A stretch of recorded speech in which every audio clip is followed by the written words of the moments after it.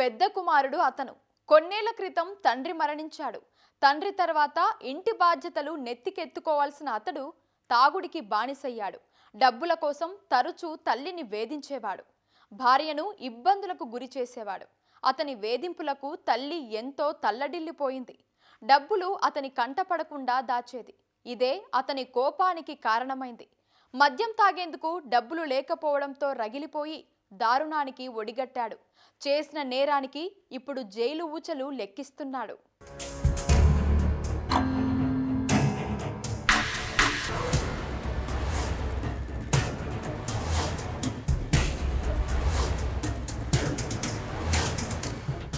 మద్యం వ్యసనం ఎంత ప్రమాదకరమో మరోసారి నిరూపితమైంది. కన్నతల్లి అని కూడా చూడకుండా ఓ కుమారుడు దారుణానికి పాల్పడ్డాడు. కుటుంబ పెద్దగా ఉండాల్సిన అతను మద్యానికి బానిసై కనిపించిన తల్లి ప్రాణాలే బలి తీసుకున్నాడు. పచ్చని కుటుంబాల్లో మద్యం ఎంతటి దారుణాలకు ఉసిగొల్పుతోందో ఈ ఉదంతమే ప్రత్యక్ష ఉదాహరణ.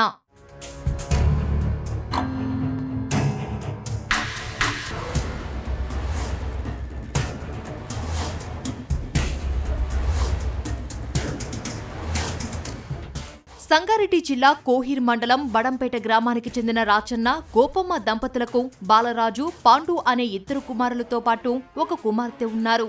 రాచన్న కొన్నేళ్ల క్రితం అనారోగ్యంతో మృతి చెందాడు. ఉపాధి కోసం పాండు హైదరాబాదుకు వెళ్లగా బాలరాజు ఇంటి వద్దే ఉంటున్నాడు. మద్యానికి అలవాటు పడిన బాలరాజు తరచూ డబ్బు కోసం తల్లి, భార్యను వేధించేవాడు. ఇదే విషయమై తల్లితో పలుమార్లు బాలరాజు గొడవ పడ్డాడు.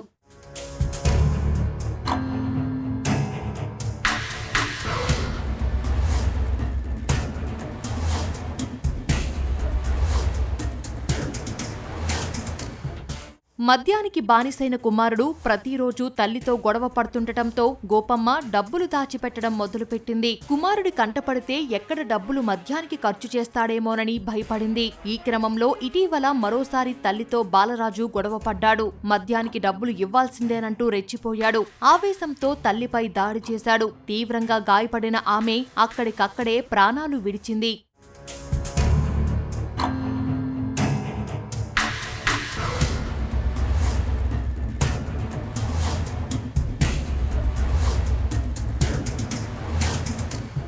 బడంపేట్ విలేజ్ లోపల గోపమ్మ అనేటటువంటి లేడీని 60 ఇయర్స్ ఓల్డ్ ఉంటుంది. ఆమె యొక్క పెద్ద కొడుకు అయినటువంటి బాలరాజు ఆవేశంలో తనకు డబ్బులు ఇవ్వడం లేదని చెప్పేసి ఇష్టం వచ్చినట్టు ఖర్చు పెడుతున్నాడనే ఉద్దేశంతో గోపమ్మ పొదుపు చేసుకున్నటువంటి డబ్బులు కొడుకు అడగగా ఇవ్వలేదు. ఇవ్వకపోతే క్షణికావేశంలో తల్లి అని కూడా చూడకుండా అతడు తల్లి యొక్క మెడను పట్టుకొని గట్టిగా మంచం యొక్క కోలకి కొట్టడం వలన హెడ్ ఇంజరీ అయ్యి బాలరాజు యొక్క తల్లి అక్కడే చనిపోవడం జరిగింది. ఇది కేవలం క్షణికావేశంలో అతడు ఆవేశంలో ఏమాత్రం తల్లి అని కూడా ఆలోచించకుండా తల్లిని కొట్టి చంపడం జరిగింది.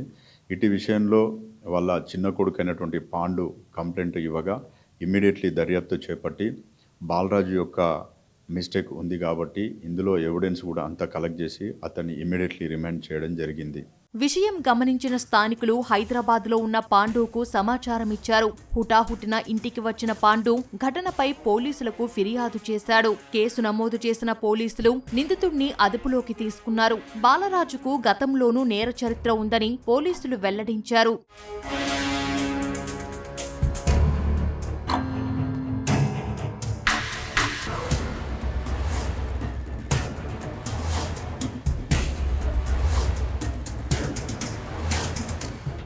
వీళ్ళ యొక్క పాలే వాళ్ళని భూమి విషయంలోనే కొట్టి గొడవ పడ్డప్పుడు వాళ్ళని కూడా చంపడానికని ఆవేశంలో గొడ్డలు తీసుకొని పోయినప్పుడు ఇతనిపైన అటెంప్ట్ మర్డర్ కూడా 2023లో రిజిస్టర్ కావడం జరిగింది. ప్రస్తుతం ఆ కేసు కూడా ప్రజెంట్ పీటీలో ఉంది, కోర్టులో నడుస్తుంది. ఇతనిపైన 2 కేసులు ఉన్నాయి. అదేవిధంగా ఇతనిపైన రౌడ్ షీట్ కూడా ఉంది. ప్రస్తుతం రౌడ్ షీట్ కూడా మెయింటైన్ అవుతుంది కోయిర్ పోలీస్ స్టేషన్లో. మద్యం మహమ్మారికి బానిసైన బాలరాజు ఆవేశంలో కన్నతల్లి అని కూడా చూడకుండా దాడి చేశాడు. ఏ పాపం తెలియని అమాయకురాలి ప్రాణం తీసి ఇప్పుడు జైల్లో ఊచలు లెక్కిస్తున్నాడు.